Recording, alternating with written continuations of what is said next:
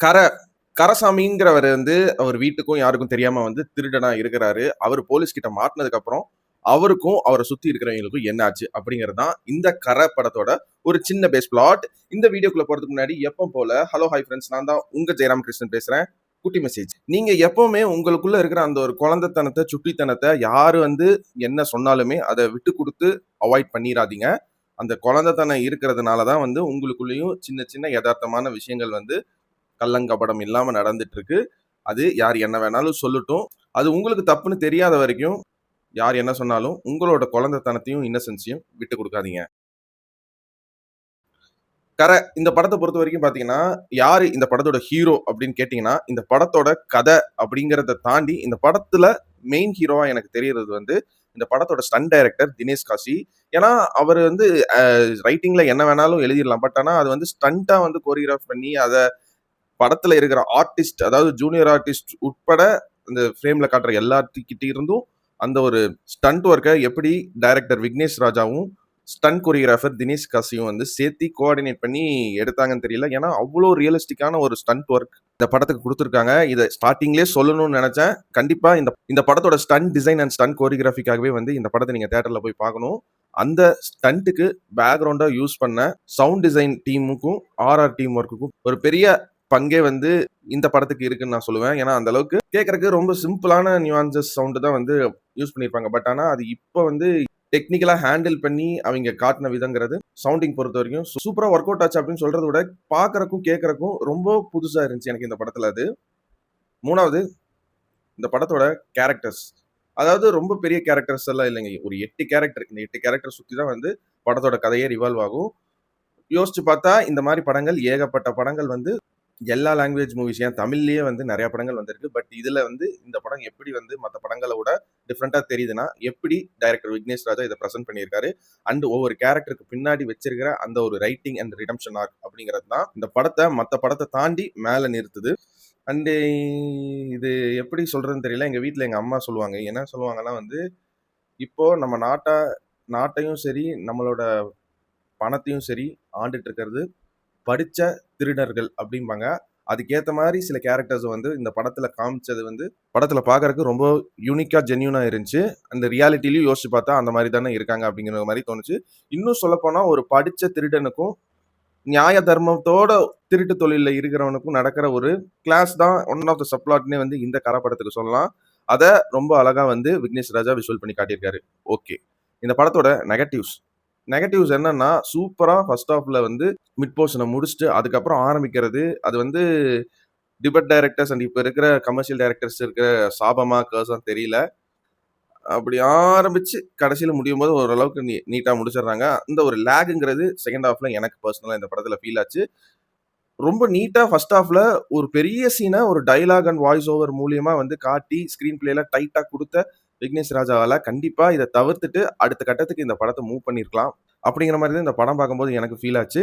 And அந்த படத்துல இருக்கிற அந்த கேரக்டருக்குமே கரைங்கிற கேரக்டருக்குமே தெரியும். இது பண்ணா இது நம்மளுக்கு சுத்த விடுற மாரி தான் இருக்கும் அப்படின்னு புரிஞ்சுகிட்டு படம் அந்த இடத்துல ஸ்டாக்னன்ட்டா அப்படியே நின்ன மாரி இருந்துச்சு. மத்தபடி இந்த படத்துக்குன்னு விக்னேஷ் ராஜா எழுதின அந்த ஒரு லாஜிக்க எங்கேயுமே மீறல. யோசிச்சு பார்த்தா என்னடா திருடுறதுல என்னடா ஒரு நியாய தர்மம் அப்படின்னு யோசிச்சு பார்த்தா அந்த மாதிரி படங்கள் ஏகப்பட்ட படங்கள் வந்து ஓடி இருக்கு. தமிழ்லயும் சரி, வேர்ல்டு வைடாவும் சரி. எக்ஸாம்பிளுக்கு சொல்லணும்னா தூம் பிரான்சைஸ் எடுத்துக்கோங்க. அந்த மாதிரி நிறைய படங்கள் ஓடி இருக்கு.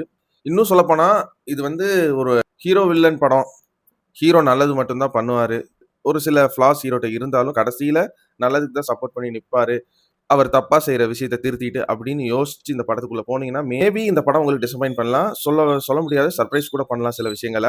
இந்த படத்துல இப்போ ட்ரெண்ட்ல ஃபாலோ பண்ணிட்டு இருக்க அந்த ஒரு ஸ்கிரீன் பிளே மெத்தட வந்து லைட்டா அவரோட டச்ல வந்து ரொம்ப திணிச்சு வைக்காம, படத்தோட கதையிலேயே வந்து ஃப்ளோவா கொண்டு போன விதங்கிறது எனக்கு பர்சனலா இந்த படத்துல புடிச்சிருந்துச்சு. நல்லா ஹேண்டில் பண்ணியிருந்தாங்க அந்த விஷயங்கள் எல்லாம். அண்ட் அந்த காலகட்டத்த 1990s ஞாபகப்படுத்துற விதமா தூர்தர்ஷன் மியூசிக், அந்த டைம்ல இருந்த பேங்க்ஸ் இப்படின்னு செட் ஒர்க்லயுமே வந்து யூனிக்கான ஒரு ஒர்க்க இந்த படத்தோட ஆர்ட் அண்ட் டெக்னிக்கல் டீம் குடுத்துருக்காங்க. Coming to characters, Jayaram sir ஒரு நீட்டான பெர்ஃபார்மன்ஸ். அதாவது அவர பார்த்தா, ஓ! அப்படிங்கிற மாரி வந்து ஓ! இவர் இப்படி ஒரு கேரக்டர் பண்ணியிருக்காரா? அப்படிங்கிற மாரி ஒரு சர்ப்ரைஸ் இருந்தாலும், அவருக்குன்னே உரித்தான ஒரு சைலண்ட் காமெடி கிமிக்குங்கிறது இந்த படத்துலயுமே வந்து ட்ரை பண்ணியிருக்காரு. 2வது சுராஜ். சுராஜ் வந்து அவருக்கு எந்த கேரக்டர் வேணா குடுக்கலாம். ஏன் இந்த படத்துல தனுஷ் கேரக்டரே இவர் நடிச்சிருந்தா, இன்னுமே அவருக்குன்னே உரித்தான அந்த ஒரு ஸ்டைல்ல சூப்பரா பெர்ஃபார்மன்ஸ் பண்ணியிருப்பாருங்கிறது என்னோட ஒரு பெர்சனல் ஒப்பீனியன். அந்த அளவுக்கு ஒரு நீட்டான பெர்ஃபார்மன்ஸ் சுராஜ்.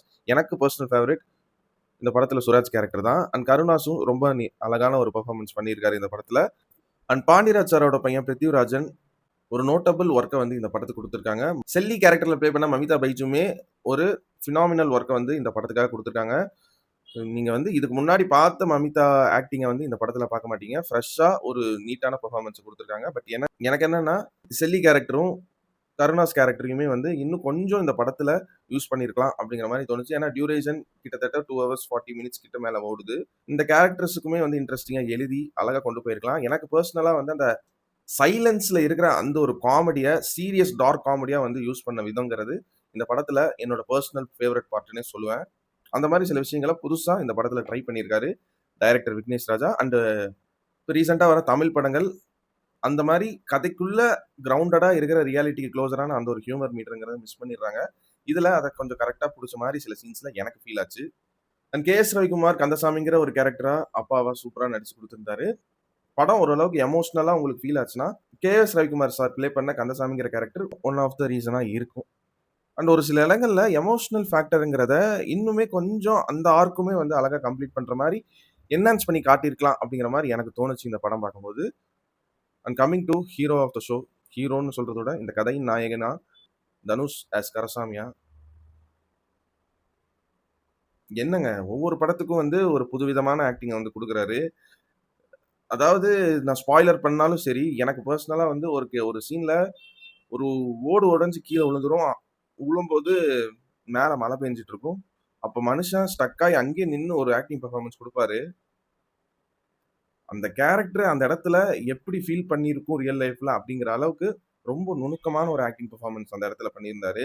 இதுக்கு மேல சொல்லணும்னா, இன்னும் நெறைய சீன்ஸ வந்து நான் வந்து அவரோட ஆக்டிங் பெர்ஃபார்மன்ஸ வந்து பிரேக் டவுன் பண்ணி சொல்ற மாரி இருக்கும். இதுவே ஒரு பெரிய ஸ்பாய்லர்ன்னு நெனைக்கிறேன்.